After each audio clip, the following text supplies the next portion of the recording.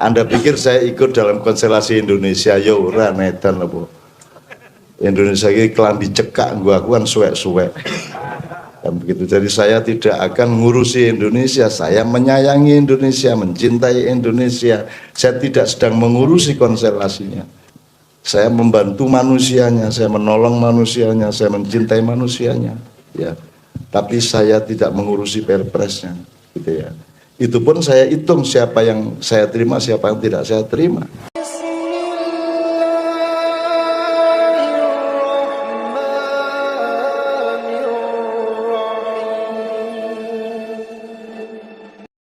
Saya hidupnya begitu. Emang apa yang Anda yakini benar apa? Ojo meneh Kanjeng Nabi ku Jokowi ku ya ora mudeng.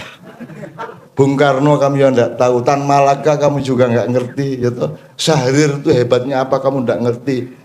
Yusuf Muda Dalam tahu krungu kowe? Musa ngerti sok-sok gitu ya. Kan kita lebih banyak enggak tahu daripada, jadi jangan mengandalkan kebenaran, jadi jangan sok mengekspresikan kebenaran yang seolah-olah itu benar-benar sungguh-sungguh benar dan kamu yakini. Tidak. Yang menjadi pertimbangan utama adalah tadabbur, Mas. Pokoknya efeknya harus merupakan kemaslahatan bersama. Sebenar apapun dia kamu ketahui atau kamu yakini, jangan diungkapkan kalau tidak menjadi kemaslahatan bersama. Kan begitu. Kecuali ada orang yang mendistorsikan kita. Nah itu bukan kesalahan kita kan begitu. Tapi kan niat kita betul-betul tadabbur, benar tadabbur.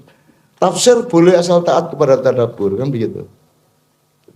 Nah jadi Pak Muzamil mohon izin, saya tidak bisa bayangin Rasulullah punya istri banyak.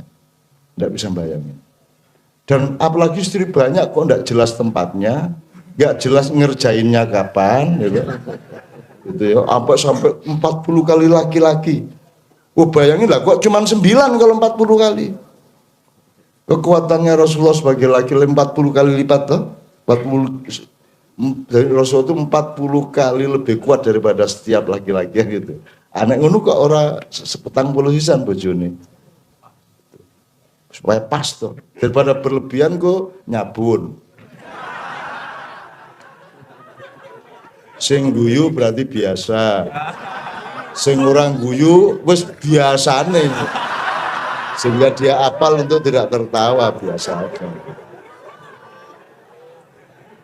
Jadi Pak Muzamil, saya kira saya tidak sedang mengadu domba Anda berdua untuk menentukan kebenarannya yang mana. Saya cuma ingin mengatakan Anda harus punya sikap dalam hidup Anda. Karena yang terpenting itu adalah iman Anda, keyakinan Anda, cinta Anda, dan tidak berhentinya perjuangan Anda di dalam keyakinan itu. Asal ujungnya adalah tauhid ilallah. Kan gitu. Salah-salahnya saya kira kok enggak masalah gitu. Oh itu banyak sekali contohnya. Nyun sewu ya Om Zamil. Kayak tadi kan, lu masa Quran hanya bisa diakses oleh orang yang menguasai bahasa Arab. Lah terus gunanya Quran apa? Wong dia hudan lil muttaqin. Hudan itu memang harus pakai kata. Apa Allah memberi petunjuk itu hanya melalui kitab? Saya kira kita harus belajar fisika, belajar biologi, belajar urat saraf, belajar macam-macam, belajar psikologi, bahwa wong dimaihan aja Mas. Yang menyimpan memori dari ilmu atau apapun yang kita tangkap kan bukan hanya otakmu, bukan hanya akalmu. Karena kita sudah tahu bahwa Sabrang juga sudah melegitimasi sebagai ahli.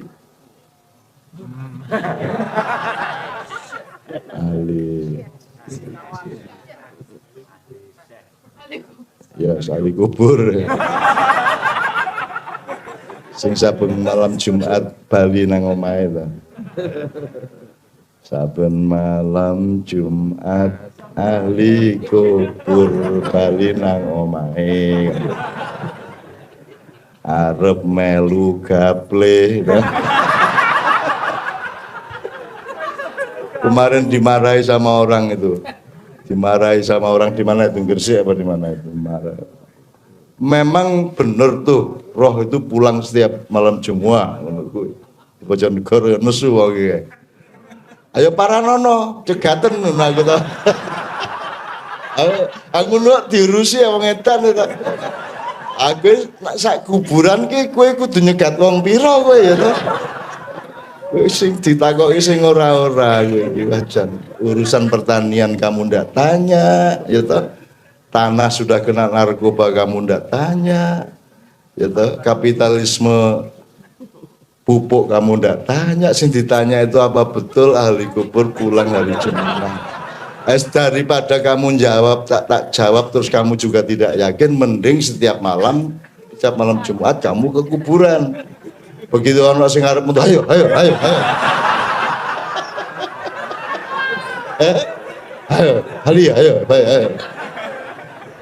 Itu. Nyenengke ya Islam ya, nyenengke ya. Semua indah ya,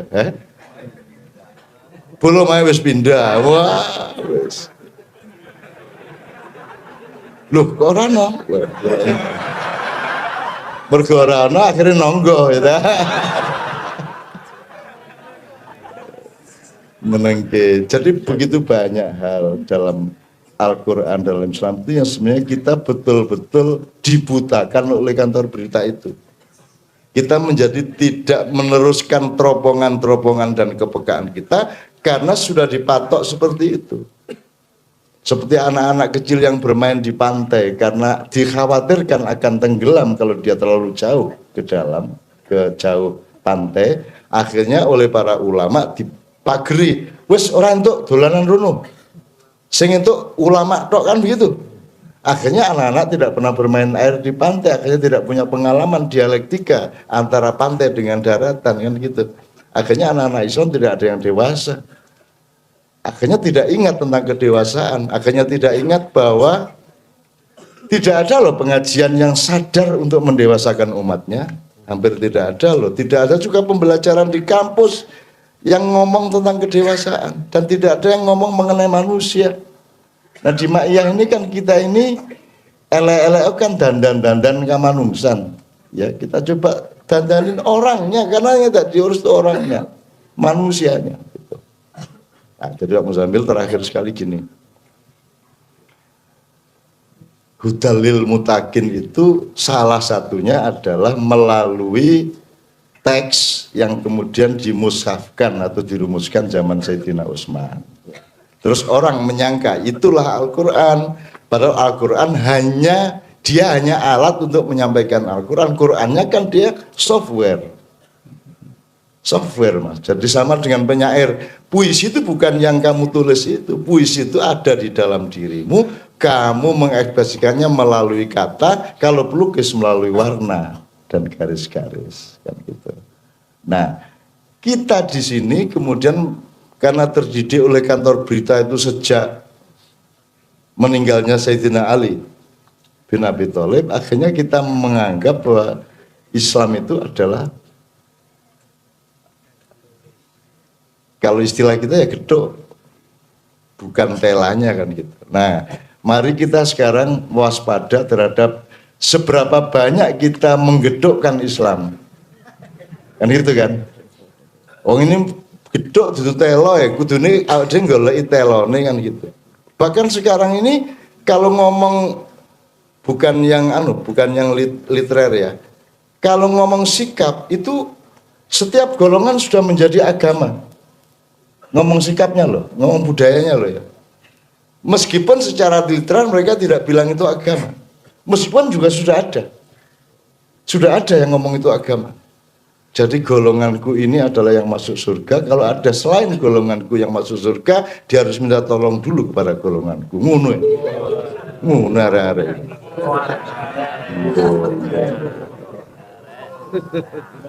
Terus mari ngono malaikat Ridwan kepeksa WA-WA-an karo malaikat Malik. Lek, iki ana wong ngomong ngene piye, Lek? Hanya menggakaken Mas Ridwan. Wah, iki kok ana pengurus warga neraka ning dina iki kan. Jangan-jangan Allah perintah langsung. Ndase melontos po ya ora mungkin, Allah orang liwat awake dhewe ora mungkin wong kayak Quran liwat Mas Jibril loh. Gitu ya. Kan senior Mas. Tuh. tolong jangan marah ya Mas kalau saya pakai bahasa manusia, karena kita tidak punya bahasa lain. Karena tidak punya, arep ngomong piye? Sing cocok piye coba? Misalnya menurut Baginda, ya tetep aja Pak bahasamu. Baginda Jibril sama juga, Paduka Muhammad ya sama ya coy bahasamu. Gitu loh. Malah kurang akrab toh Paduka kan nungkono banget. Anak Rasulullah dijeluk Paduka buat toh banget ya. Nek ngono malah apa? Malah apa tahu? Why not ya toh? Why not? Loh, jangan lupa ya. Masito di Jawa disebut Siti Masito, Aisyah Siti Aisyah, Siti Zahra, Siti Khadijah, ditambahi Siti. Dan itu membuat manggon, sakinah yang namanya Khadijah itu di dalam hati orang Jawa karena ditambahi Siti, karena Siti itu tempat untuk berbaring. Nah kata Siti itu bahasa Jawa. Itu loh. Kayak nek kui ngono kuwi syariat dan harus tertib. Kui kan sok-sok kan apa jenenge? Database kan ra ono iki, kok Siti kabeh. Jadi malaikat online-nya ini loh, ini apa nih kok ada Siti-Siti ini. Jadi tolonglah yang disebut syar'i itu nggak kayak gitu sebenarnya gitu loh. Ini gara-gara kantor berita Islam jadi susah banget, angel banget gitu ya. Sampai Totok tidak pernah ngaku agamanya apa selama 35 tahun bersama saya di Patang Puluhan. Lah wes. Dan saya tidak pernah nanya, kowe iso kowe ngono kuwi? 35 tahun ngurusi sembarang kedung ombo, nipah, udah ngurusin segala macam kasus masyarakat. Tanpa saya pernah bertanya apa agamanya, karena saya takut dia tersinggung. Dan Totok juga takut ngaku Islam kepada saya daripada kok orang sembahyang tok. Wah, susah deh. Mending orang ngaku wae ya Pak. Mulanya takjak umroh supaya dia punya saldo. Saya punya cerita tentang agamanya Pak Toto. Iya. Gitu ya. Saya kan ditipu oleh teman-teman Kiai Kanjeng, gitu ya. Jadi teman-teman Kiai Kanjeng bilang kalau Pak Toto ini komunis, gitu ya. Pak Toto itu komunis, gitu ya. Nah, waktu itu Pak Toto kan sakit di rumah sakit di Bethesda Stroke kan. Saya datang ke Pak Toto. Nah, karena katanya teman-teman Pak Toto komunis, saya tidak mendoakan Pak Toto, hanya diam saja. Saya gini, pokoknya hanya ngobrol-ngobrol saja, pokoknya Pak Toto gini. Karena wah ini kalau komunis betulan, saya doakan kan percaya sama Tuhan nanti. Pak Toto ini nggak percaya sama Tuhan, ya sudah nggak usah didoakan saja. Maaf Pak Toto, saya waktu itu betul-betul mendoakan kan, tapi kan sembuh.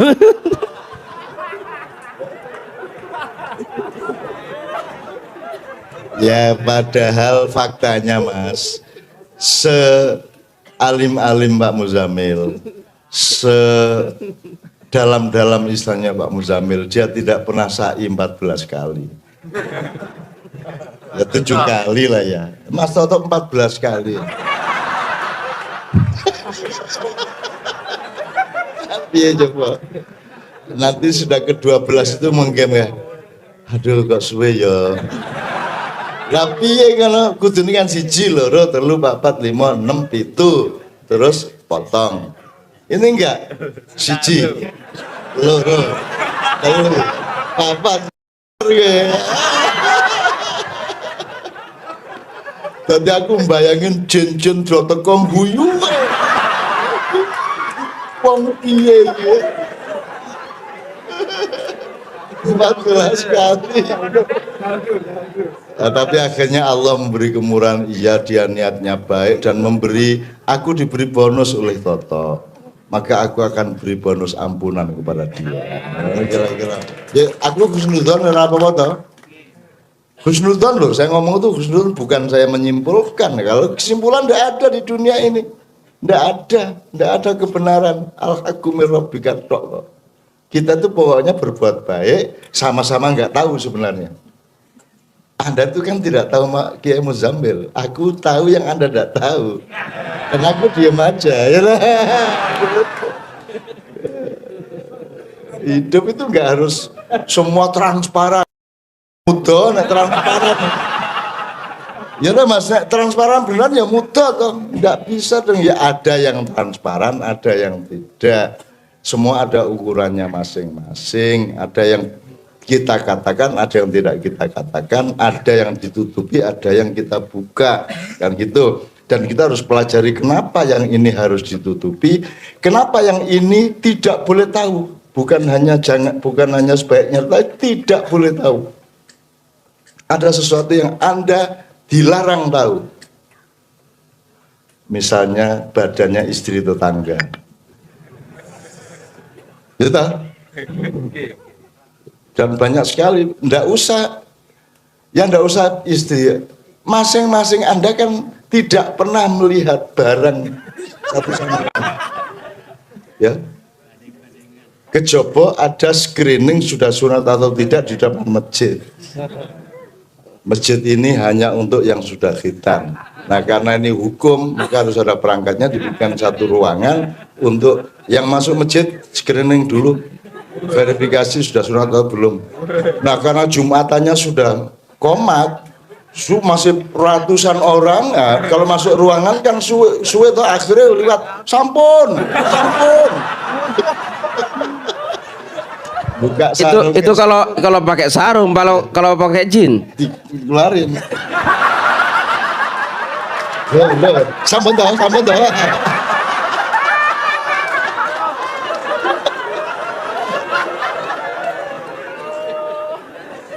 Ya Allah, makanya hidup itu nomor satu adalah pengetahuan mengenai ukuran. Gitu. Iya. Seneng aku. Ya Allah, aku bersyukur kepadamu ya Allah karena engkau bahagiakan anak-anakku semua. Ya. Mudah-mudahan ringan hidupnya. Berat pun terasa ringan. Kan gitu ya. Gitu ya. Lah kan berat kan kudono. Ning abot kuwi iso krasa. Tengah iso toh? Gitu. Bojo elek ya krasa. Apa sebabnya kok bojomu ayu mergo sing liyane dudu bojomu? Alasannya ngono membabi buta ngono wae. Repot rasa analisis, rasa parameter. Pokoknya bojoku ayu arep ngopo? Tonyo wae kowe ya. Itu aja. Aneh, lho kan tonggomu kan bojone ayu, ora kaya ayu, soalnya dudu bojoku. Boleh ndak gitu itu? Yang ngono kuwi urip. Aja ruwet-ruwet sing enteng-enteng wae. Jan ya merongos sing beban kaya ayu dhewe.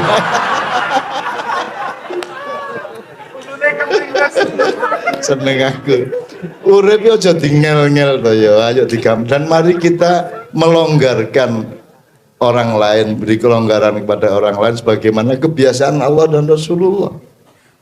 Kemarin di mana? Yang Iqra itu di mana, Mas Muhyiddin? Saya tanyakan, coba fenomena lain selain Iqra apa? Isma, undur, apalagi? Soal 3, kenapa Allah nyuruhnya Iqra untuk ayat pertama? Kenapa kok tidak Isma? Kenapa tidak undur? Kenapa tidak apa kalau rasakan usur apa? Usur. Enggak, rasakan bahasa Arabnya. Tuh. Nah, kenapa tidak? Kenapa kok Iqra? Padahal kalau lihat fakta kehidupan, tunarungu itu lebih berat daripada tunanetra. Betul enggak? Kok Anda tidak disuruh Isma? Soalnya ku nek Isma, ku itu kabotan enggak gue, kita diberi kemurahan dengan Iqra itu tok. Ya. Iqra itu lebih longgar, lebih meringankan kita. Makanya kalau Isma mati kamu. Sama dengan solu kama usolli mati kita. Makanya Rasulullah sangat meringankan. di bidang apa saja. Maka teman-teman sekalian jangan mempersulit siapapun, jangan menciptakan kesulitan kepada siapapun. Ayo kita ringankan, meskipun tidak lantas gampang-gampang ke. Gampang ke tidak sama dengan gampang. Ya, kan ada yang gampang ke gitu ya. Tapi maksud saya itu menciptakan sesuatu itu ya yuridu bikumul yusra. Allah itu menghendaki mudah bagi kamu. Ojo dipersulit. Kalau kita mempersulit itu Tuhan agak nolongso. Tujune aku, Gusti Allah. Bayangin dudu aku Tuhane. Wis tak jantur kowe kan. Tujune aku gitu. Allah itu tiap hari gitu ngeruntul. Tujune aku Gusti Allah. Ini orang tak sikat ya kabeh. Ya Allah ya ndak ngomong gitu, aku bayanganku wah itu ya. Ayo bayanganku kan memang bayanganku kan Allahnya sendiri kan laisa kamitslihi syai'un wa lam yakul lahu kufuwan ahad, tan kinaya apa tan kinaya sapa tan kinaya ngopo, pokoknya segala sesuatu yang kita bayangkan tentang Allah itu tidak seperti itu, maka kita hanya bisa merumuskan bayangannya. Jenenge wayang. Kayak Puntadewa, kayak wayang Puntadewa dudu Puntadewa. Makanya Anda orang Jawa Maya, saya sama Sabrang dan teman-teman pendidikan sudah menyiapkan naskah teater yang kita pentaskan, mudah-mudahan nanti tanggal 4, 5, 6 atau 45 atau 56 di Taman Budaya yang berjudul Sengkuni 2019. Tepuk tangan Anda ini tanda bahwa Anda sedang salah paham. Mesti do salah paham gue. Wes gue tak apusi gue. Gue pokoknya begitu Anda nonton itu selesai, gitu toh. Gitu toh. Gitu. Anda pikir saya ikut dalam konstelasi Indonesia? Ya ora nedan apa. Indonesia ini kelambi cekak gua kan suwek-suwek. Dan begitu, jadi saya tidak akan ngurusi Indonesia, saya menyayangi Indonesia, mencintai Indonesia. Saya tidak sedang mengurusi konstelasinya. Saya membantu manusianya, saya menolong manusianya, saya mencintai manusianya, ya. Tapi saya tidak mengurusi perpresnya, gitu ya. Itu pun saya hitung siapa yang saya terima, siapa yang tidak saya terima. Beliau ini sudah 2 tahun minta ketemu saya dan baru tadi sore tercapai. Gitu. Dan seterusnya teruskan. Jadi gitu ya. Jadi ayo kita uremu dadi enteng ngono ya. Ya, amin ya rabbal alamin. Pak Muzamil, ada sisa enggak soal Rasulullah tadi? Ya itulah cara beliau memperlonggar orang, gitu ya. Akhirnya kan apa ya, luar biasa kan. Jadi apa yang saya sampaikan dengan referensi yang saya punya, dengan apa yang disampaikan oleh Senior Somad, beliau mencoba mencari jalan tengah yang akhirnya melonggarkan kita semua. Jadi bahwa bukan kepada itunya, ya, bukan kepada Rasulullah itu apakah poligami atau monogaminya, tetapi beliau mengajak kita, ayo mengambil hikmah dari apa yang telah terjadi dan kebaikannya itu yang lebih penting. Dan saya kira itu memang selalu cara beliau. Kalau berpikiran sama dengan mainstream itu bukan beliau, gitu ya. Dan ini cukup melonggarkan, ya. Yang mau poligami ya beliau tidak larang, yang tidak itu tidak dilarang. Ya monggo, sing penting outputnya adalah kesolehan. Nah kan begitu akhirnya. Ini luar biasa ini. Oke. Nah, jadi beliau memang keluar dari perdebatan itu, kan gitu, keluar dari situ, gitu ya. Dan ini maka orang banyak, mana Mas yang tadi nulis di Instagram ada. Nah iya, sampean belum paham beliau, gitu ya. Loh kalau beliau suruh sama dengan orang lain, ya bukan beliau. Beliau nih orang, coba amati, orang yang tidak pernah sama dengan mainstream. Gitu ya. Maka kalau sampai mengukur beliau dengan baju Pak Said, ya keliru. Mengukur beliau dengan Kiai Ma'ruf Amin, ya keliru. Gitu ya. Ini Gak bisa diukur dengan ukuran-ukuran itu. Bahwa unsur Pak Said ada pada beliau, iya. Sewaktu-waktu. Unsur Ki Ma'ruf Amin ada pada beliau sewaktu-waktu. Tapi beliau siksa. Nanti ya.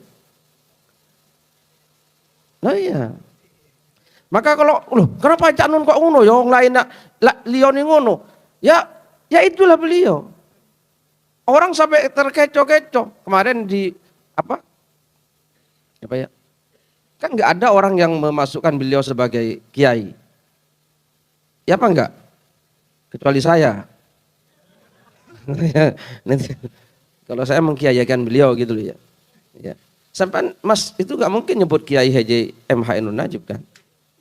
Ya karena beliau ini, lu itu kan ukurannya kalau kiai begini-begini. Lah beliau ini pakai ukuran sendiri kok. Beliau itu ukurannya bukan pakai ukuran lain untuk mengukur beliau itu keliru. Beliau ini ukuran. Saya tak jadikan ukuran sekarang. Kiai itu kudu-kudu ini. Nah itu loh ya. Nah itu loh. Nah iya. Bukan mengukur beliau dengan ukuran apa? Kiai. Maka orang kecelek itu bukan kiai kan begitu jadinya. Sampai Ulil Absor kemarin pada saat ulang tahun Gus Mus itu keliru. Dia memandang. Dia pakai ukuran lain. Ulil Absor dengan mantapnya. Saya itu hanya karena tidak dapat tertera dalam undangan. Kalau tertera saya tak maju ke panggung. Karena tidak tertera ya saya akan punya martabat gitu loh ya. Meskipun saya ada di situ. Ulil Absor dengan mantapnya menyatakan bahwa Indonesia alhamdulillah punya 2 tokoh gitu ya. Yang itu sulit akan mencari penggantinya. Wali kutub katanya Ulil Absor, yaitu Ki Haji Mustafa Bisri dan Ki Haji Maimun Zubair. Nah. Loh beliau itu 1 kutub, bukan 2 kutub. Ya apa enggak? Gus Mus sama Mbah Maimun itu 1 kutub, kok bilang 2 kutub piye? Yang kutub yang lainnya ya ini. Nah itu loh ya. Nah, saya kaget kok Ulil kok rodok gitu. Nah ya. Nah ya kan? Ya apa enggak? Lihat di videonya itu, di rekamannya, cari videonya. Ulil Absor bilang begitu, ya kan? Ya apa enggak? Kurang luas Ulil pengalamannya. Kurang luas kacamatanya, cakrawalanya. Gitu ya? Hah? Kurang gaul. Nah, gitu ya. Kurang ngopi. Nah, ya kok menyebut siapa Mbah Maimun sama Gus Mus sebagai 2 kutub, bukan 2 kutub, itu 1 kutub, Mas. Gitu ya. Hidup itu perlu begitu. Jangan sampai karena kagum kepada Said Agil, orang kudu kayak Said Agil semua ya. Kacamata kuda namanya. Gitu ya. Kita harus pakai kacamata yang sebenarnya. Kacamatanya manusia, jangan pakai kacamata kuda. Dan ini beliau. Maka kenapa teman-teman Ma'iyah cerdas ya, karena menemukan alhamdulillah. Saya juga semakin cerdas sejak nah iya. Loh kalau saya tidak berteman beliau, paling saya mengeluarkan fatwa seperti Basul Masail yang pengganti saya yang mengharamkan ALC itu. Itu ya. Itu ya. Loh ya kan? Itu kan pengganti saya, gitu ya. Maka saya kan sudah gak mau lagi, gitu ya. Gitu ya. Itu pengganti saya dulu, bendahara saya itu. Gitu ya. Sekarang Basul Masail, padahal mestinya minta nasihat saya dulu mestinya, gitu loh. Wong saya seniornya kok. Nah, ya. Itu kan kehilangan konteks ya. Jadi orang ini gini loh, orang tuh boleh beda pendapat, boleh apa, ayo bicarakan dengan baik-baik, dan pembicaraan itu harus dibuka. Keran diskusi, keran dialog itu harus dibuka. Jangan kita kalau ada orang tidak sependapat dengan kita hakimi, jangan. Haram. Jangan seperti itu, bukan keulamaan namanya. Jadi yang paling mulia adalah yang paling bertakwa itu di mata Allah, dan sudah itu urusan Allah. Urusan kita tidak. Urusan kita enggak usah ikut-ikut di situ karena kita nggak akan pernah tahu. Ya, tolong kewaspadaan seperti itu kita pakai supaya kita mengurangi pertengkaran sosial. Aslinya kan kalau kita mentidakkan golongan lain itu kan sebenarnya kita sedang menuduh dia kurang bertakwa dibanding kami atau saya kan gitu. Itu pertama. Yang kedua, kalau tidak bil hikmah, ya, kalau tidak bil hikmah tapi bil hak misalnya, maka ratusan ayat-ayat Allah itu bertentangan satu sama lain. Coba Pak Muzamil ini. Yahdillahu may yasha wa yudhillu may yasha. Allah memberi petunjuk kepada siapa saja dan menyesatkan siapa saja. Satu, ini statement Allah nih, benaran teknis sudah. Nomor dua, dalikal kita pula raiba fihi hudan lil muttaqin.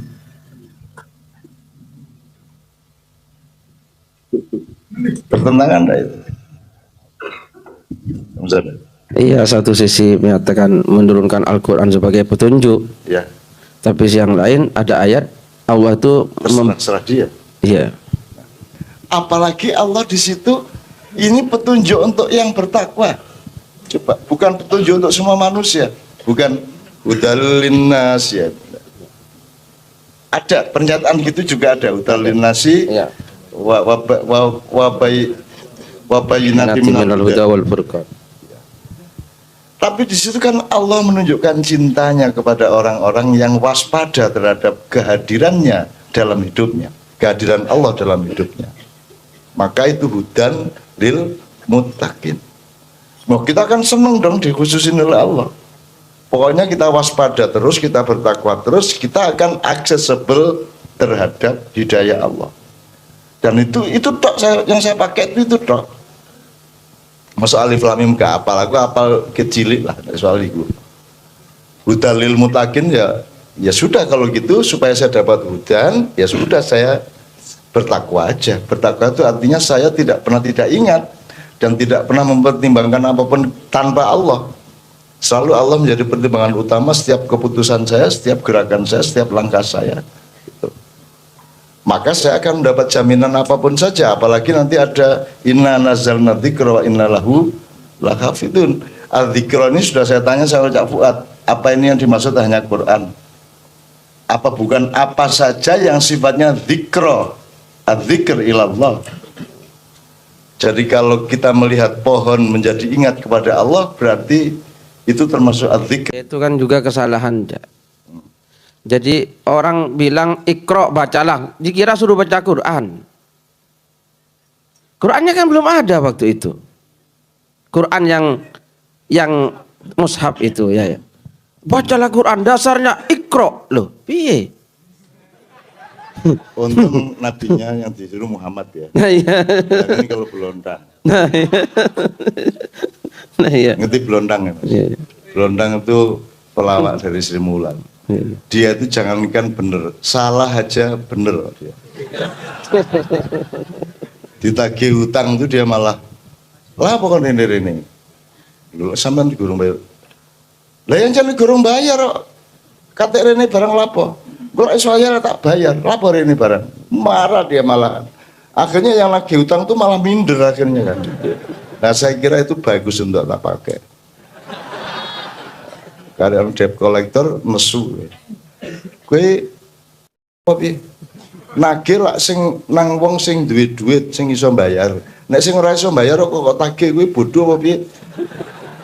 Dasar orang gutek. Wah, malah tidak sampai gak. Nah, itu model blondang seneng banget saya. Nah, blondang dikitareng Jibril Iqra. Ya napa sampean iki? Maca napa kula niki? Ya kan gitu. Kalau untuk makanya Allah itu maha bijaksana tidak menurunkan nabi dari Surabaya. Anak nabi ini Surabaya ngeluh kabeh bantah tendim. Ayo khutbah aja dibantah kok para hadirin, para jemaah yang berbahagia semua. Utang gak bayar ya bahagia ya coba. Itu ya, satu. Nomor dua gini, saya kira teman-teman sudah perlu belajar diem-diem masing-masing atau bareng di sinau bareng Anda di kelompok Anda masing-masing. Untuk sederhana aja epistemologi, meneliti kembali pemahaman masyarakat, terutama mainstream tentang kata. Saya sudah konfirmasikan kepada Ustadz Nur Somad di Kenduri Cinta kemarin. Setahu saya yang ada di Indonesia itu fuqaha. Fuqaha jamak min faqih, artinya orang yang memahami Hukum Islam. hukum Islam. Jadi parameternya jelas. Objeknya adalah hukum Islam. Yang memahami, mempelajari dan menjadi pakar atau ahli, dia disebut faqih, jamaknya fuqaha. Saya kira itu cukup banyak di Indonesia. Meskipun hukum Islam versi kantor berita Muawiyah tadi itu. Ya.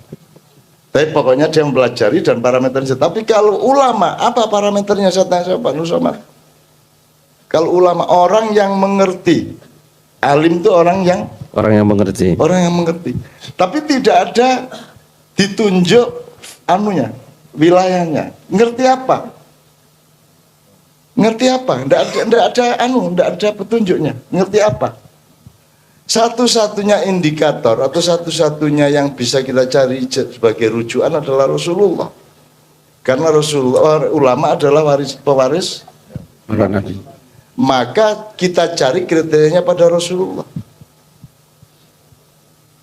Kalau ahli ilmu fikih menurut Ustadz Nur Somad, ketika itu belum ada ilmu, apalagi dengan pendekatan akademis.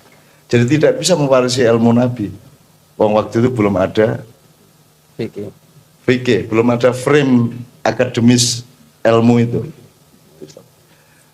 Maka sekarang kalau kita mengacu ini profesi, oh ini profesinya ahli fikih, ini profesinya apa gitu ya. Katakanlah profesi itu kata yang benar deh. Tapi kapan-kapan ada selidiki bahwa profesi itu tidak seperti yang disimpulkan umum selama ini.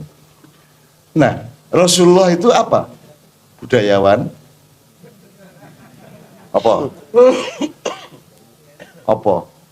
Apa? Anda simpulkan Rasulullah itu apa? Gitu. Jadi Anda pasti keliru kalau hanya menyebut Rasulullah itu budayawan. Anda pasti keliru kalau menyebut Rasulullah itu pedagang. Rasulullah itu kalau bahasa kita jelas, orang yang tahu banyak hal, tahu banyak tentang banyak hal, ya. Kalau bahasa kita ya. Dan dia melakukannya sebanyak itu pula. Kalau pakai teori gampangan dari kita. Karena ada orang tahu sedikit tentang sedikit hal, tahu sedikit tentang banyak hal, tahu banyak tentang sedikit hal, terus terakhir tahu banyak tentang banyak hal. Jadi kalau wacananya atau marjaknya Rasulullah, maka ulama adalah orang yang posisi sosialnya, manfaat budayanya, koordinat silaturahminya, perilakunya, akhlaknya, dan dan manfaat sejarahnya seperti Rasulullah. Meskipun tidak sekualitatif Rasulullah, pasti kadarnya lebih rendah. Tapi kelengkapannya seperti Rasulullah. Jadi itu bukan ulama. Yang Anda kenal itu fuqaha. Jadi tidak apa-apa jadi wakil presiden. Dia fuqaha kok kan gitu. Fuqaha kok sama dengan yang lain ahli pertanian, yang lain ahli apa, tidak apa-apa, tidak ada masalah. Nah kalau ulama memang tidak pantas di situ karena ulama makomnya tinggi. Karena ulama ini benar-benar adalah tiang pancang dari kehidupan. Petani tanya ke dia, pesilat tanya ke dia, orang sakit tanya ke dia, kan gitu. Orang butuh apapun tanya ke dia. Orang dia menjadi sandaran dari semua orang. Ulama adalah orang yang menjadi tiang soko guru dari kehidupan masyarakat di sekitarnya. Dan itu dulu banyak ulama. Sekarang kan cuman pakar suatu bidang. Itu bukan ulama. Gitu. Nah, tolong ini dipelajari. Saya tidak mengatakan beliau bukan ulama. Gitu. Beliau adalah fuqaha. Gitu. Tapi ya tidak apa-apalah. Keliru-keliru dikit asal niatnya baik, Allah tetap memasukkan Anda ke surga. Insyaallah. Nanti tak tawar lah. Niku jangan mboten ngertos macam bandel arek, sampean sepuro mawon. Gak sinau brosing tok ae. Warkop tok ae. Tuku sak gelas oleh laptop 3 jam. Tapi itu betul apa yang panjenengan sampaikan. Ya mesti dong.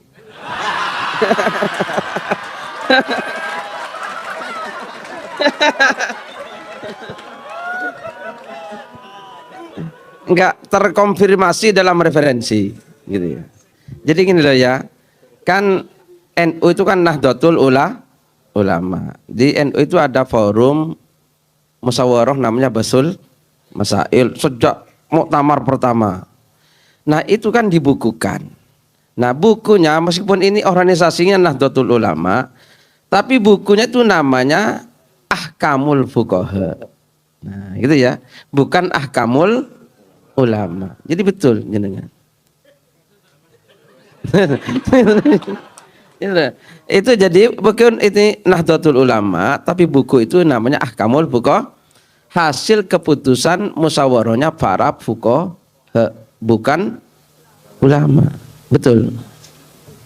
Ya. Saya tanya satu lagi ya, karena beliau orang NU ya. Anda tahu, jangan tanyakan cintaku kepada NU. Jangan tanyakan bagaimana aku menemani Nahdien, menemani Banser, menemani Ansor hampir tiap malam, kan mayoritas mereka. Ya, jangan tanyakan cintaku dan jangan ragukan komitmenmu kepada mereka. Tetapi kan aku punya titik-titik refleksi yang rasional mengenai kalau saya menerima Pak Hasyim adiknya Prabowo itu tidak sama dengan saya mendukung Gerindra, kan gitu. Tolong ngerti dong, ombak sama air jangan disamakan dong, karena airnya bisa kamu ambil, ombaknya nggak bisa, kan gitu. Cantik sama wajah beda dong, kan gitu. Kalau cantik sama wajah kamu samakan, ya ini jadi orang sekarang itu taunya itu mangga manis. Maka kalau ada yang lain yang manis, mereka marah. Nggak bisa, yang manis itu mangga. Yang selain mangga nggak manis. Dah. Coba, orang ngertinya mangga, mau gimana lagi? Mau marah bagaimana? Mau gimana lagi? Ya sudah. Dia pikir sawo nggak manis, mau dia nggak pernah makan sawo. Ngerti nih, ngertinya cuman dari kantor berita itu tok. Dia tidak mendengarkan kantor berita dari dirinya sendiri maupun dari yang lain-lain. Akhirnya begitu. Nah, Pak Muzamil saya tanya, sekarang kan orang NU ini kalau umatnya disebut Nahdliyin. Kalau sekarang ngomong kata atau makna bahasa, Nahdliyin itu apa? Ilmu kata loh ini, ilmu bahasanya. Itu kan dari kata Nahdoh. Nahdoh itu kebangkitan. Jadi Nahdliyin orang-orang yang bangkit. Orang-orang yang Bangkit. Nah, saya ya. Ya sudah, terus sekarang Anda tinggal narik garis berapa jarak antara Nahdliyin dengan kebangkitan. Yang begitu kan? Jelas ya? Nah, saya mohon teman-teman mempelajari. Tidak untuk memaki-maki siapa-siapa, tapi untuk menemukan yang lebih tepat dalam kehidupan, karena Anda harus memimpin bangsa ini, Anda harus memimpin keluargamu, Anda harus memimpin masyarakatmu ketika Anda sudah bermasyarakat nanti. Sekarang Anda harus latihan habis-habisan. Karena tidak boleh Indonesia ini diisi oleh orang-orang yang seperti sekarang. Mau kamu dandanin kayak apapun, wong itu Quran suwek tadi. Atau bago teles itu dipakai enggak bisa, dijemur enggak kering-kering kan gitu. Kan gitu. Nah, jadi mudah-mudahan apa yang dibutuhkan Pak Muzamil, Syekh Nur Somad dan saya tidak menjadikan kemudaratan apa-apa, karena selalu aku waktu di depan kan saya mengatakan, loh, aku tidak setuju macam-macam, termasuk Menteri Agama aku tidak setuju, Presidenmu aku tidak setuju, banyak hal, konstitusi tidak setuju, undang-undang 45 aja ada yang tidak saya setujui kok. Tapi aku cinta sama kamu, but I love you. But I love you, kan gitu. Oh, cinta. Gue kadung ditengi cah wedok, ya wis arep piye meneh apa? Ditengi cah lanang.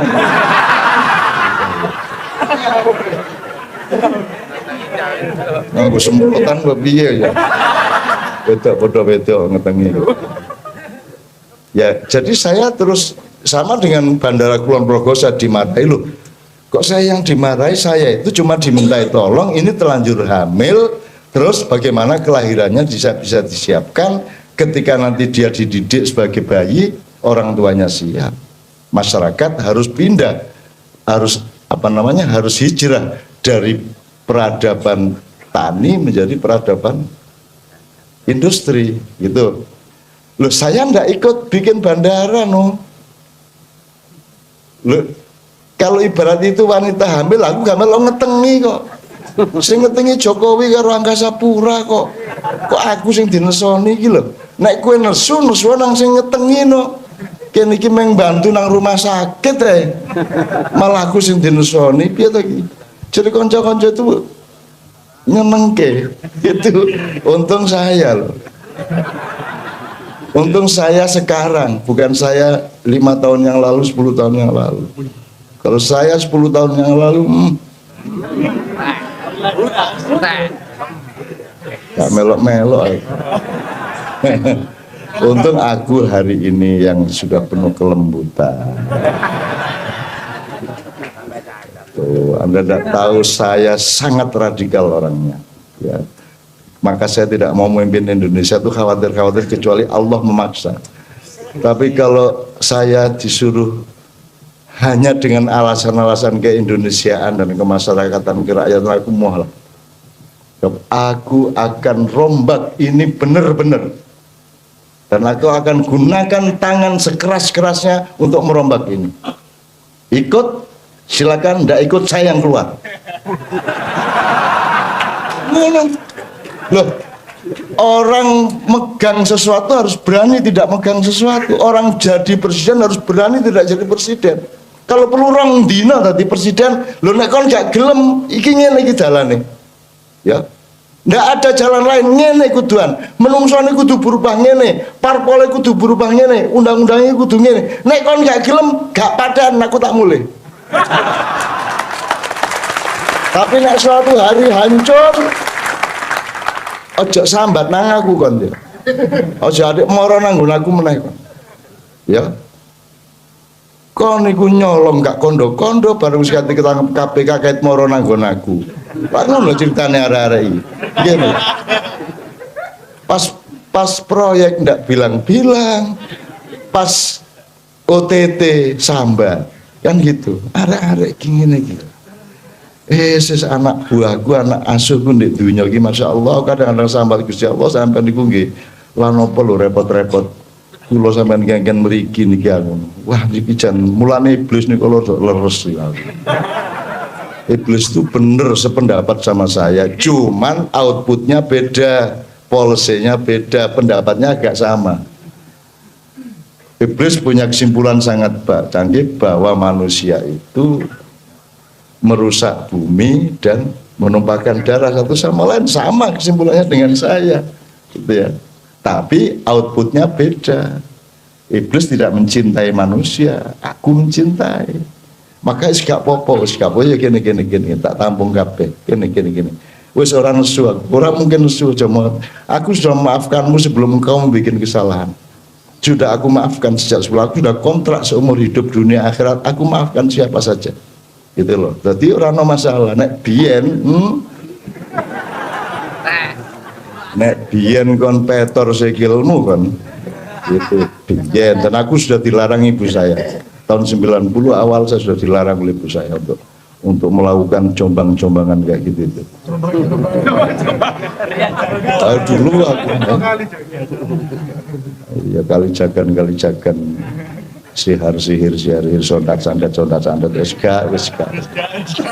Ya, sudah sekarang aku cinta kepadamu dan aku menjadi seluas bumi untuk engkau tinggali di dalam hatiku, gitu ya. Wis sak karep boleh kayak. Ya, Bang Jamil. Assalamualaikum warahmatullahi wabarakatuh. Saya mau tanya tentang distorsi yang tadi dibahas oleh Pak Yai Nur Samba, Nur Somad, distorsi. Bahwa Nur Somad, maaf. Ini sama bareng. Iya. Nur Somad Kamba. Nah, ini saya alami juga di virtual ya, di dunia maya itu banyak mengalami distorsi tentang salah paham tentang ma'iyah itu loh, karena tidak serawung dengan ini, hanya melihat ma'iyah dari luar itu. Nama grupnya itu diskusi akademis itu, kelihatannya keren tapi di dalamnya itu cuma isinya cebong sama kampret saja. Nah, di situ ada seorang yang sudah S3, lulusan Mesir, lulusan Al-Azhar itu. Ya, katanya sih sudah dekat dengan NU struktural itu. Itu menganggap ma'iyah itu cuman lebih pedes dari Mas Sodik yang katanya budayawan dulu. Lebih pedes lagi, katanya ma'iyah cuman surganya para komentator itu loh. Hanya komentar-komentar dari luar panggung, dari luar lapangan permainan, hanya kayak komentar bola itu loh. Ya belah lautan apa itu ya. Seperti itu Indosiar, terima kasih Indosiar itu loh. Kayak gitu cuma komentar-komentar tidak pernah bermain di dalamnya itu.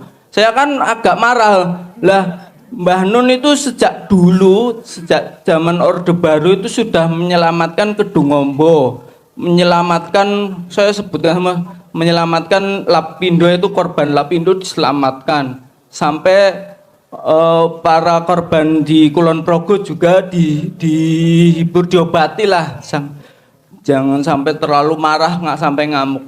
Sampai waktu 98 sampai menetralisir orang yang mau habis-habisan itu dipagari oleh Mbah Nun. Terus dia yang kuliah di Mesir itu ngomong lagi, loh Mbah Nun kok ngeritik sama pembubaran HTI dikritik, padahal HTI itu sangat berbahaya. Ya, dia itu sangat anti Ikhwanul Muslimin dan Hizbut Tahrir itu. Karena biang kerok kerusuhan di Timur Tengah itu adalah Ikhwanul Muslimin sama Hizbut Tahrir. ISIS itu akar mulanya itu berasal dari Ikhwanul Muslimin. Jangan sampai ideologi Ikhwanul Muslimin dan Hizbut Tahrir itu sampai diekspor ke Indonesia. Jangan sampai orang Indonesia itu meniru radikalisme yang ada di Timur Tengah, sampai terjadi berdarah-darah di Suriah, Libya, Mesir dan lain sebagainya itu. Nah, beliau itu atas nama kepedulian pada Nusantara agar damai, tapi kok menyalahkan Mbah Nun secara sepihak begitu. Nah, saya usulkan untuk bertemu saja, tapi alasannya dia masih di Mesir maksudnya. Ya kalau ada Mas Kuncoro di Mesir, yang duta besar di Mesir, mungkin ada waktu untuk supaya hadir di sini, biar ada klarifikasi, biar serawung itu. Tapi beliaunya alasannya masih kuliah di Mesir, masih menyelesaikan disertasinya juga tentang anti Ikhwanul Muslimin, bahaya Ikhwanul Muslimin dan bahaya Hizbut Tahrir itu.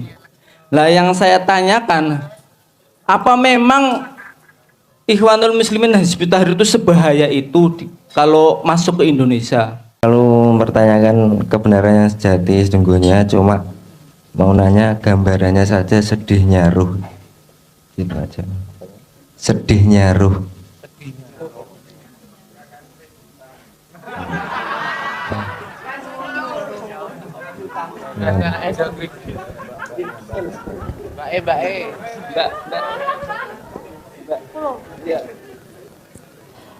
Cak, ini sebenarnya awalnya nggak pingin.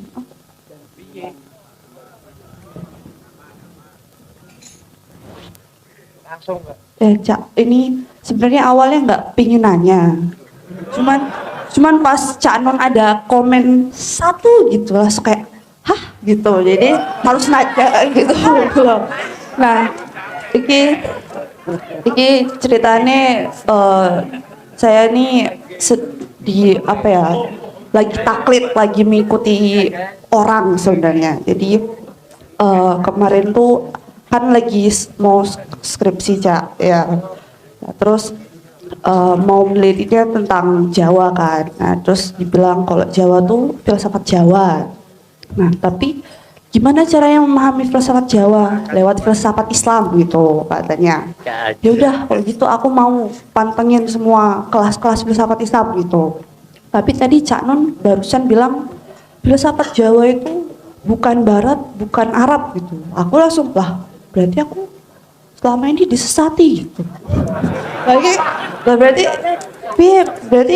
Berarti filsafat Jawa nggak bisa melalui filsafat Islam gitu. Karena katanya dalam filsafat Islam dan filsafat Jawa itu ada tentang ruh, kayak lembut, tentang konsep-konsep itu tuh sama katanya. Makanya kalau soalnya ada kakak senior yang dia S2 filsafat, tesisnya tuh tentang Semar. Dia pakai teorinya Mulasadra. Katanya karena Semar itu bisa didekati dengan filsafat Islam. Teorinya Mulasadra katanya. Terus oh gitu ta. Tapi Cak Nun bilang filsafat Jawa tuh bukan Arab, bukan Barat gitu. Jadi kan saya diruntuhkan gitu loh, diruntuhkan gitu. Tolong, ini paling iya dan tidak aja, ya atau tidak gitu aja, nggak usah panjang-panjang. Oke, terima kasih. Saya tanya dulu, tadi saya ngomong gitu nggak? Tidak.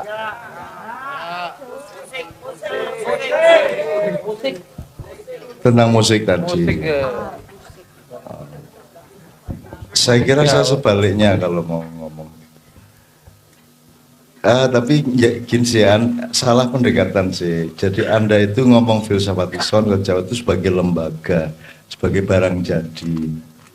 Jadi kalau Allah tidak bikin filsafat, jadi ada dua posisi ya, satu posisi mahdhah, satu posisi muamalah, atau posisi syar'i sama posisi ijtihad, kira-kira gitu ya. Nah kalau filsafat Islam itu kan syar'i, jadi itu Allah mengajarkan seperti itu, bukan Allah berfilsafat. Allah memang menetapkan konstruksi nilai seperti itu. Nah kalau filsafat yang kita pelajari itu kan manusia mencari gitu, terus merumuskan, itu namanya filsafat, inti-inti nilai gitu. Nah jadi tidak bisa memperbandingkan filsafat Jawa dengan filsafat Islam secara lembagawi seperti itu, secara akademis formal. Karena maka Anda harus ke gelepung tadi, Anda harus, karena muatan-muatan filsafat Jawa sama Islam itu banyak sekali yang identik. Justru saya menemukan itu, makanya saya sering menyebut Jawa dan Islam itu seperti tumbuh ketemu tutup. Gitu ya. Jadi banyak filosofi Jawa yang sebelum Islam datang sudah mirip atau bahkan sama persis dengan apa yang kemudian diajarkan oleh Islam. Jadi kedua-duanya sebenarnya tidak ada masalah, tidak ada masalah. Akan ketemu kalau ngomongnya nilai, tapi kalau ngomongnya itu pelembagaan ini Islam ini Jawa, nah di situ kita terjebak. Sebenarnya dia tidak bernama. Nilai itu tidak ada namanya dan jangan dilembagakan. Nilai itu nilai gitu aja. Nah, tapi karena Anda mahasiswa dan bikin skripsi dan seterusnya, ya maka disiplin akademis itu kan memang hanya bisa mengenal sesuatu melalui pelembagaan. Ya sepiye meneh, ya kowe nek perasaku nek arep nulis kuwi turutono dosenmu.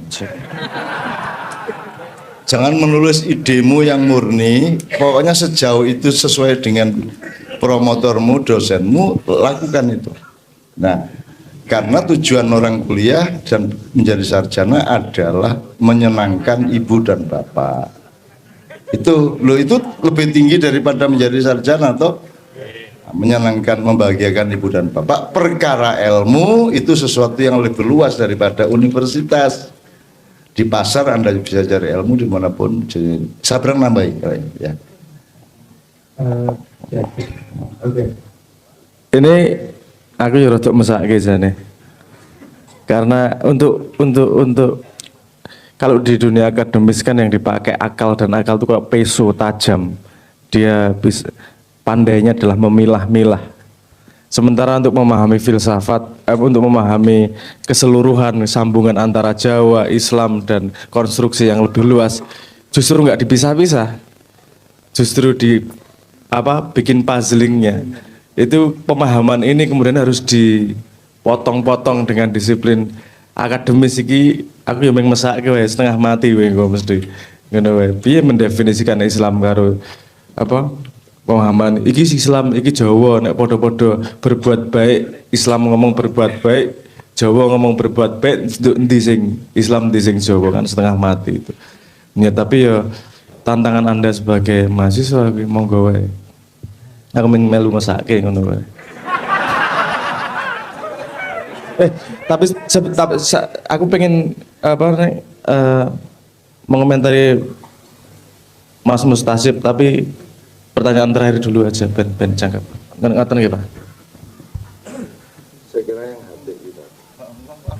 Saya kira Pak Muzamil dan Syekh Nur Somad akan ikut menyumbangkan pengetahuannya tentang bahayanya atau tidak bahayanya Ikhwanul Muslimun, Hizbut Tahrir, Al-Qaeda, ISIS dan lain sebagainya itu. Cuman di generasi milenial saat ini kan kalau kita ngomong kayak gitu langsung dibantah. Wah, kalau ngasih langsung itu ya harus tahu gurunya itu yang sanad ilmuannya, yang jalurnya keilmuannya benar. Nah, yang pengen saya tahu gimana cara akses langsung secara partner gitu loh. Soalnya kita kan kalau mau akses langsung juga cross check atau kita udah di jalan yang partner tuh kayak apa, nggak belok-belok. Kemudian Kagem Bahnun, saya kemarin nemu tulisan Bahnun tahun 98. Itu 9 doa untuk umat Islam yang saya menyorotinya yang poin kedua ya, agar umat Islam senantiasa mutaharun binurillah. Itu saya coba cari redaksinya, coba mentadaburi, ada di Al-Waqiah 79 dan di Abasa 12, 13 sampai 15. Itu kalau diartikan itu ya mentadaburi sendiri ya. Itu kok yang mutaharun binurillah yang disucikan itu kok sepertinya arah-arahnya kok ke malaikat ya, karena la yamassuhu illa mutahharun itu tidak menyentuhnya kecuali yang disucikan. Marfu'atin mutahharah bi'aidihi safaroh, di dalam kitab-kitab yang dimuliakan, yang ditinggikan, lagi disucikan di tangan para malaikat. Nah, ini terkait dengan kita kan masih dalam rakaat panjang ini ya. Maksudnya seberapa bisa kita masuk ke mutahharun itu kalau istilahnya rakaat panjang kan sholat ya. Kita mau wudhu aja kayaknya kok untuk menjadi mutahharun itu kayaknya agak susah untuk disucikan itu. Menurut saya Cak ya. Terus yang kedua merespon tadi yang ulang tahun Mbah Mus, di ulang tahunnya kan Cak Nun mempersembahkan surat An-Nur 35 ya. Nah itu kalau nggak salah dulu di 98 juga waktu Mbah Harto mau turun juga dibacakan surat itu. Nah apa kalau boleh tahu apa pertimbangannya? Karena dua momentum itu kan agak berbeda ya. Ya, terima kasih.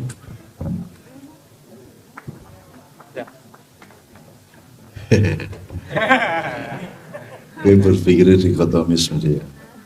Jadi nanti wajah kayak kuing kunjut tiba ngono to. Nah, cahaya. Ya, oke, silakan. Siapa? Ya oke. Aku gatel ngomentari apa sih ceritanya Mas Mustasib gue mau. Ini penyakit manusia paling banyak yang kita alami. Itu bagaimana kita tidak mampu memandang limitasi kita sendiri. Wong kuwi lho. Krungu ceritane wae guyu aku. Ngunekke wong tidak tandang di kancah peperangan sementara dia tidak di Indonesia. iso ngunekke ngono kuwi. Belum lagi dia ngomong tidak di kancah peperangan terutama karena dia tidak bisa memandang mana kancah peperangan itu. Itu dia merasa bahwa satu pandangan itu adalah pandangan yang paling valid dan tidak merasa ada kemungkinan bahwa siapa tahu dirinya juga salah loh. Siapa tahu dirinya juga belum cukup luas loh. Kok kamu nggak perang di lapangan perang, cuman bisa nonton, bisa cuman komentar. Rumangsamu perang ki ming urusan politik kok mesake menuripe. Nek ora melu politik berarti ora melu perang banteni Indonesia. Rumangsane iku yo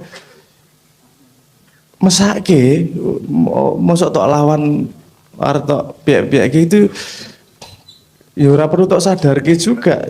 Enggak tidak ada satupun perdebatan yang akan bisa membuka mata manusia. Ora ono, perdebatan itu hasilnya adalah pertengkaran wis kuwi tok. Kecuali dua-duanya punya yang disebut sebagai intellectual honesty, kejujuran intelektual. Dan nek ada gini juga, satu lagi yang pengen saya komentari. Saya nggak tahu urusan HTI ya, saya nggak tahu urusan Ikhwanul Muslimin bagaimana bahayanya atau tidak. Tapi ada kecenderungan dalam manusia yang seperti ini sifatnya. Sekarang saya kasih contoh aja. Anda kalau mau memeriksa kesehatan diri, zaman dulu butuh ketemu berapa dokter? Satu dokter tok selesai. Saiki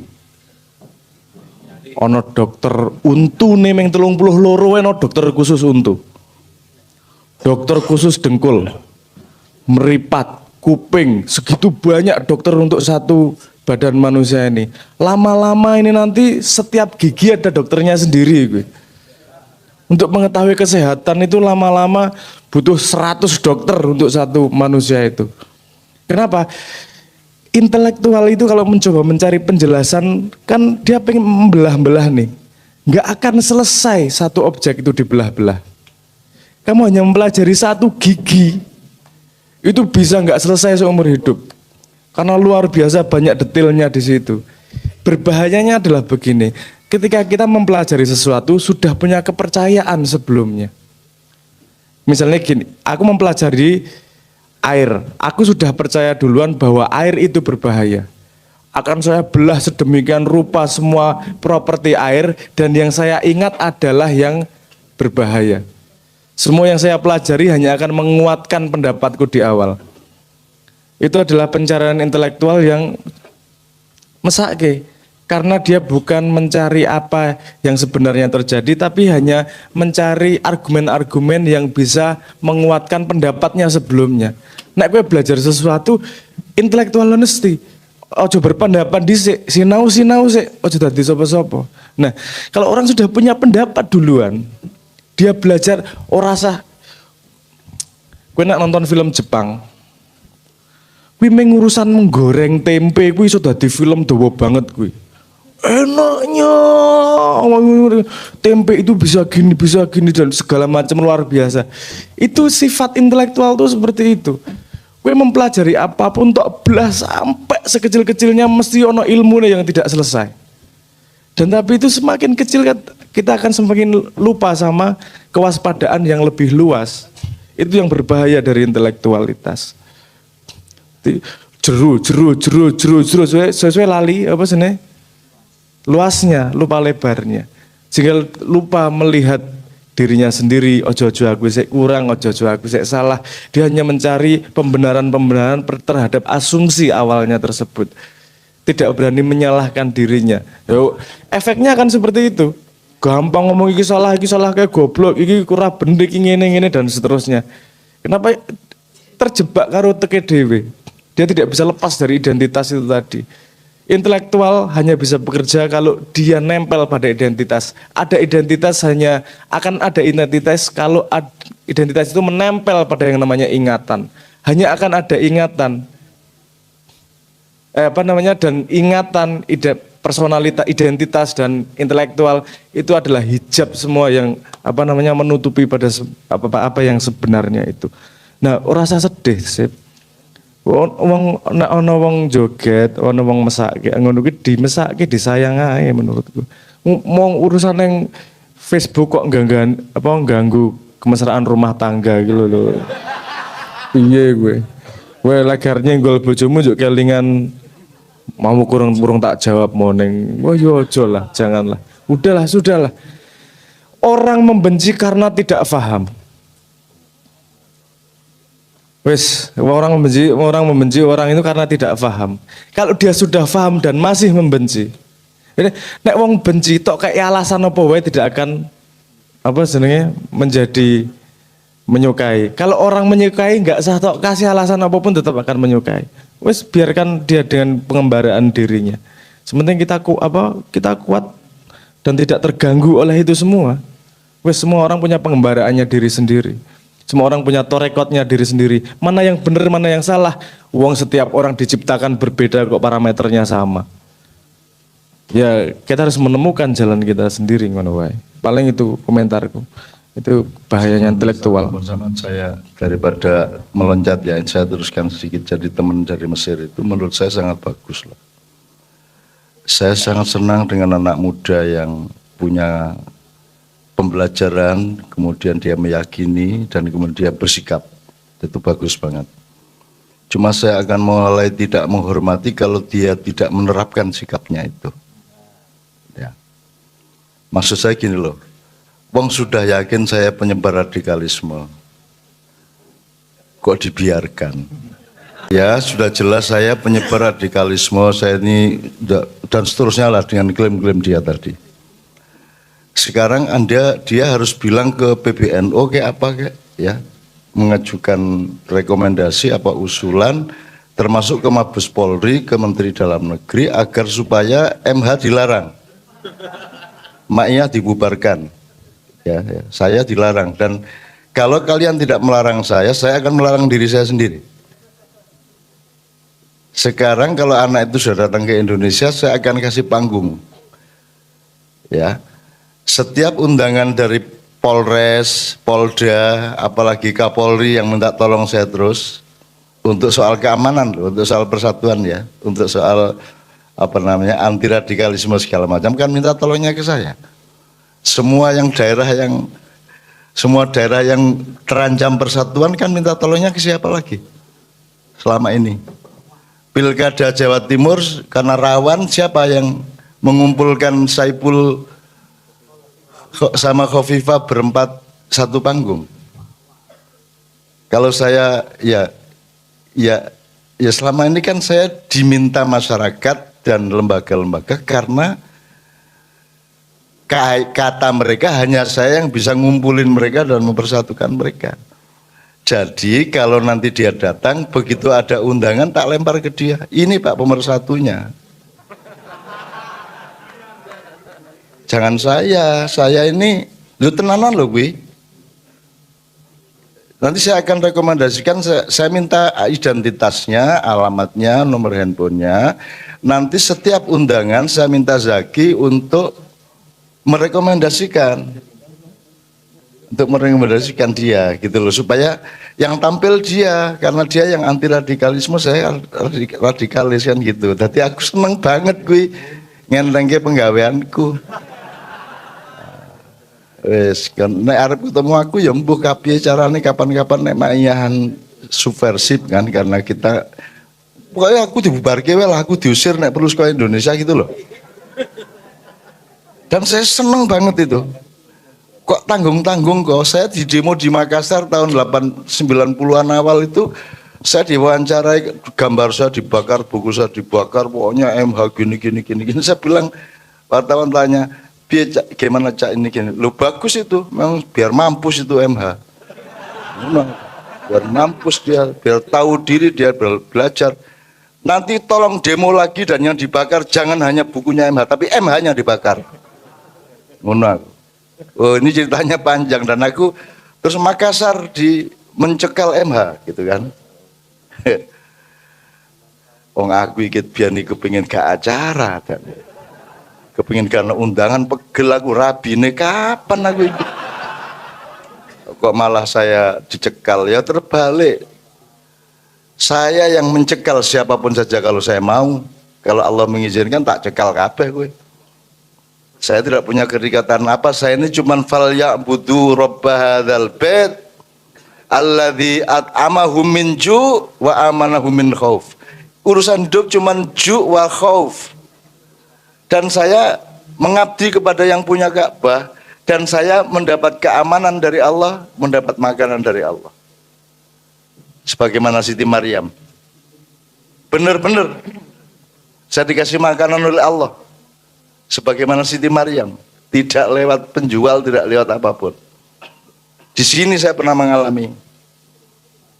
Ya, jadi gue yang ngono ngopo lho gue iki. Kelingan Mesir res piye gue. Mutasi pokok gue. Sorry ya. Saya terang-terangan seperti itu, memang gitu kan. Yang dikeluhkan kan supaya mesra sama istri. Ada apa kalau tidak mesra? Berarti ada masalah kan dengan itumu kan gitu kan. Jadi gue kelamin ke hubungannya sama Mesir loh ya. Jadi Mas, itu gini. Jadi sekali lagi jawaban saya sederhana. Kamu tegaskan itu, kalau saya radikalis sudah disuruh larang aja. Kalau saya tidak keberatan sedikit pun. Saya seneng, dan kalian sebenarnya tidak bisa melarang saya karena saya tahu itu. Ora iso kowe ngelarang aku leh. Saya pernah dicekal di Jawa Tengah, terus saya bilang sama Pangdam Jawa Tengah, sampai Mas Toto marah. Loh, piye caranya nyekal aku? Apa kalian sebarkan tentara di setiap perempatan jalan, sebarkan polisi di terminal-terminal supaya tidak bisa masuk? Piye caranya? Saya itu jalan itu ada operasi motor itu lengkap, PM, tentara, polisi lengkap di jalan Gondomanan itu lengkap. Jadi yang meriksa itu sekitar 20 petugas. Wes ora iso apa-apa, aku lolos kok. Pokoknya ada aja jalan terus. Loh kok ora ngerti Joan? Loh kok ora ketok? Lolos saya. Gitu. Tidak bisa kamu menghalangi manusia, apalagi menghalangi hatiku kepada cintaku kepada para jamaah dan semua masyarakat. Tidak bisa. Kamu pikir hidayah hanya lewat birokrasi, kamu pikir pelarangan hanya bisa lewat demokrasi? Tidak bisa. Aku hadir dalam mimpimu, aku hadir kok. Berapa ribu orang aku hadiri di mimpi-mimpi kalian. Bagaimana kamu mau menghalangi hamba Allah yang kesini memang disuruh sama Allah? Gak bisa kamu. Makanya saya bilang, ayo larangan aku, ayo gitu. Yang jangan tanggung dong, jangan cuma ngomong, jangan hanya rasani, ditegaskan. Kalau perlu bin, Mabes Polri, Mabes TNI, semua melarang saya. Nek iso, ayo. Emang lu punya aparat berapa untuk saya bisa lolos? Dengan mudah lah. Kan begitu. Wong kene iki udan gak telos atan. Ya, Sabrang mengalami bagaimana tawaf. Ribuan orang mengelilingi Ka'bah, kita tidak tersentuh satu orang pun tanpa ikut keliling, gitu. Kita seret tutup Hajar Aswad. Dan Sabrang nguntit di belakang saya, Brang. Hajar Aswad tak pegang, ayo Brang, gue nang nisorku, gue ambuk. Itu tidak bersentuhan dengan satu orang pun. Apakah saya hebat? Tidak. Emang saya nyuruh diri saya ke dunia? Tidak. Enak aja. Aku cuma disuruh kok. Dan kalau kamu urusan sama saya, urusan sama direktur saya. Enak aja. Saya nggak urusan, saya nggak ada masalah dengan penderitaan di dunia, dengan kebahagiaan, tidak ada urusan saya. Urusan saya adalah jangan sampai direkturku itu, mahadirekturku itu marah sama saya, cuman itu tok kok. Dan saya juga tidak masalah dengan, orang masalah, dunia apa tadi masalah, orang masalah babar bisa. Penderitaan bisa kita nikmati kok, kita orang Indonesia kok. Semenderita apapun itu malah guyu cekakaan. Wis cukup dengan bismillah wis gak apa-apa udah wis. Ngono to. Jadi ya sip ya oke. Kemudian tapi gini sih, kalau dia tanya sama saya atau dia membantah saya di depan saya, tak jelasin. Misalnya, siapa yang tidak setuju kepada perlawanan terhadap HTI? Yang saya omongkan itu adalah mbok ditempuh prosedur demokrasi, diadili kayak bagaimana, jangan langsung dibubarkan. Katanya reformasi, katanya anti Orba, kan gitu. Nomor 2, kamu ndak apa-apa tidak setuju sama HTI yang menafsirkan khilafah seperti itu, tapi jangan anti khilafah. Khilafah itu punya Allah, nyuruh kita ya. Ini jailun fil ardi khalifah, kata bendanya khilafah. Loh, kalau kamu anti khilafah kan urusannya sama Allah. Akhirnya kamu disesatkan sekarang. Kamu disesatkan sekarang dan kamu merasa bangga atas kesesatan itu. Kamu merasa sedang jaya, sedang memiliki akses harta benda, jabatan dan semua kamu merasa memiliki, padahal kamu sedang dijelombrongkan oleh Allah Subhanahu wa taala. Kamu tidak tahu karena kamu memang hanya bisa melihat dunia, bisa melihat uang, bisa melihat proyek, bisa melihat jabatan. Kamu tidak bisa melihat kehidupan itu di dalam alur rohania yang Allah ciptakan melalui qadar dan qadarnya. Gitu ya, Mujib ya. Dan kamu bodoh kalau kamu sedih. Jangan perkawinanmu diintervensi oleh Republik Indonesia. Perkawinan diintervensi. Indonesia bubar, gue tetap nurani bojomu. Ini agak aneh juga nih Muhtasib. Agak aneh juga nih. Muhtasib kok layak tasib. Anta muhtasib wa anta tuhasib kulla syai'in, kan begitu. Anda harus menghitung segala sesuatu. Namanya akhirnya semua dihitung. Wow, semuanya dihitung sama Muhtasib. Detail, detail. Apa? Dia bikin makalah korelasi positif dan negatif antara pernikahanku dengan HTI. Ya bener ya, apa ning pekan gitu kan. Kita tepuk tangan untuk Muhtasib ya, gak apa ya, Guyan ya.